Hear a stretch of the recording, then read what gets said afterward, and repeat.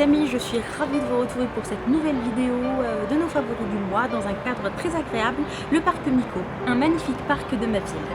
Pour le mois de juin, je vous présente 3 livres coup de cœur et 3 films.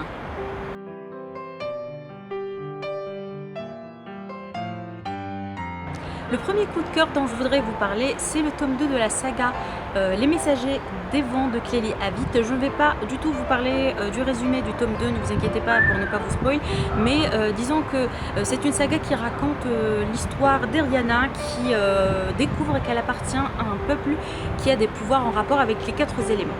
Les 2 tomes de cette saga sont de véritables coups de cœur, tout simplement parce que je suis très fière que ça soit de la fantaisie française. Clélie Avitt, c'est une auteure française et qui nous présente un produit de qualité.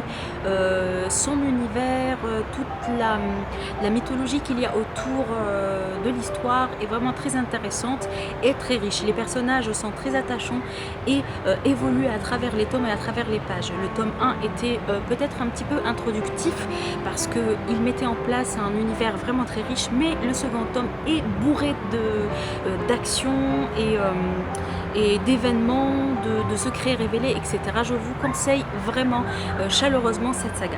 Le deuxième roman coup de cœur dont je voudrais vous parler est un Merci de trop de Karen Pant, une lectrice Charleston 2016. Je suis très fière de vous présenter son roman et ce n'est pas parce que c'est une amie que le roman a été un coup de cœur, mais franchement elle a vraiment beaucoup de talent. Un merci de trop, c'est l'histoire de Juliette qui, toute sa vie, a fait les choses comme il fallait. Voilà. Un jour, elle décide de péter un câble, voilà, elle quitte son boulot et elle décide de prendre sa vie en main. Et à partir de ce moment-là, donc tout va, nous allons vivre une merveilleuse aventure avec elle, avec toutes les décisions qu'elle va prendre, etc. C'est un personnage vraiment très très attachant et le livre est tellement addictif que je l'ai lu en une journée. Je ne pouvais pas le lâcher avant de terminer l'histoire. Donc c'est une comédie romantique. Donc vous avez de la romance, vous avez des personnages très attachants et bien sûr une plume vraiment fraîche et pétillante, et je vous conseille ce livre pour l'été. Le dernier livre dont je voudrais vous parler est The Memory Book de Lara Avery, donc paru aux éditions Lumen.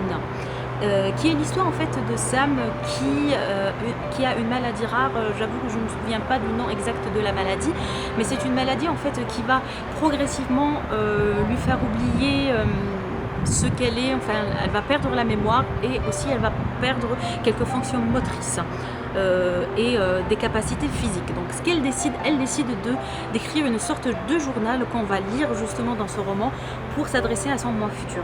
L'idée de départ, elle est vraiment très intéressante et c'est ça qui m'a intéressée et qui m'a attirée dans cette histoire. Et franchement, tout au long de ma lecture, j'ai été très très touchée par ce personnage et j'ai vraiment pleuré comme une madeleine parce qu'elle m'a touchée en plein cœur. Sam est un personnage que vous pouvez qu'aimer. Donc Lara Avery, elle prête sa plume ou si vous voulez sa voix à cette adolescente. Donc des fois certes on sent que c'est une adolescente qui parle, mais souvent, mais franchement on ressent une telle maturité dans ses paroles, etc. Que finalement on tombe amoureux littéralement de cette jeune adolescente. Je vous conseille la lecture de ce roman si vous êtes adepte des young adultes touchants, frais et avec lesquels on passe un excellent moment. Où vous avez de la tristesse, mais vous avez de la joie, mais vous avez tout simplement une belle leçon de vie.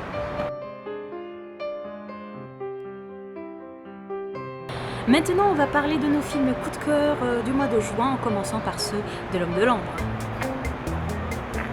Qu'est-ce que tu fais là? Aucun film coup de cœur.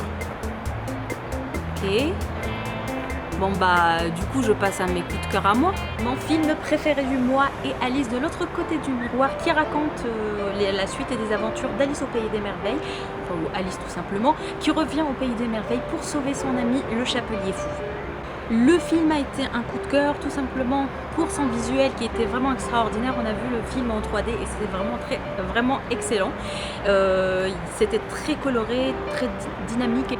J'ai adoré l'histoire parce que j'ai adoré le thème qui était abordé dans cette suite qui avait un rapport avec la fuite du temps, ou si vous voulez, on ne peut pas changer le passé et ce qu'on peut faire tout simplement c'est d'apprendre de nos erreurs. Le film était un coup de cœur aussi parce que les acteurs étaient vraiment excellents dans leur rôle, bien sûr Johnny Depp dans le rôle de Chapelier Fou, mais aussi les autres acteurs dont j'ai oublié le nom, donc la fille qui joue Alice, et aussi Sacha Baron Cohen, c'est ça, j'espère que je n'ai pas encore écorché son nom, qui joue le temps. Donc bref, c'était un festival de couleurs, de sentiments, etc. Mais c'est pour ça que j'ai vraiment adoré et je vous conseille ce film. Durant le mois de juin, j'ai eu la chance de regarder 2 adaptations de livres de Jane Austen. Donc le premier c'est Love and Friendship, qui est l'adaptation de son roman Lady Susan. Lady Susan est une femme sulfureuse et une véritable croqueuse d'hommes, veuve, mais elle a gardé toujours donc sa beauté, elle plaît aux hommes. Donc elle part en chasse d'un nouveau mari pour elle et pour sa fille. Donc c'est un festival de tout ce qu'on aime dans l'univers de Jane Austen. Je veux dire, les quiproquos, les préjugés, l'orgueil, etc. C'est vraiment, c'est très très bien réalisé, c'est vraiment très british, et les actrices entre guillemets et bien sûr les acteurs ont fait de l'excellent travail. J'ai été touchée par Lady Susan, même si on peut, on va dire, la juger d'une manière plutôt négative, mais moi je l'ai adorée, peut-être grâce à Kate Beckinsale qui a fait de l'excellent travail. Le dernier film dont je voudrais vous parler, c'est Orgueil, Préjugés et Zombies. Ne criez pas au blasphème, c'est bien donc une adaptation du roman de Jane Austen, le plus célèbre, Orgueil et Préjugés. Donc sauf que vous avez Orgueil et Préjugés, rajoutez des zombies, vous avez un beau cocktail pour cette histoire. Donc j'avoue que je ne voulais pas du tout lire le roman parce que bon... Voilà, j'ai pas besoin d'expliquer pourquoi. Moi j'adore les zombies. Oui mais bon, Orgueil, Préjugés et Zombies, je pense que ça ferait pas un bon ménage. Mais cela dit, j'avais vraiment envie de découvrir cette histoire donc dans un film.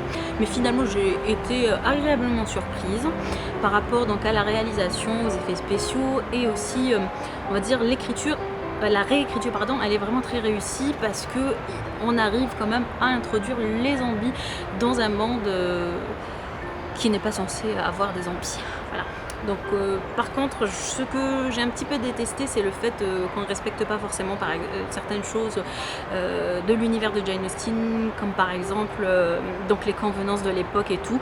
On va dire que Elisabeth et Darcy font du rentre-dedans et ça m'a un petit peu chagriné quand même. Hein. J'espère que cette vidéo sans cadre vous a plu et donc si vous avez envie de regarder plus de vidéos des instants volés à la vie, n'hésitez pas à vous abonner et à aimer cette vidéo et bien sûr à nous parler en commentaire de vos favoris du mois de juin. Bye bye.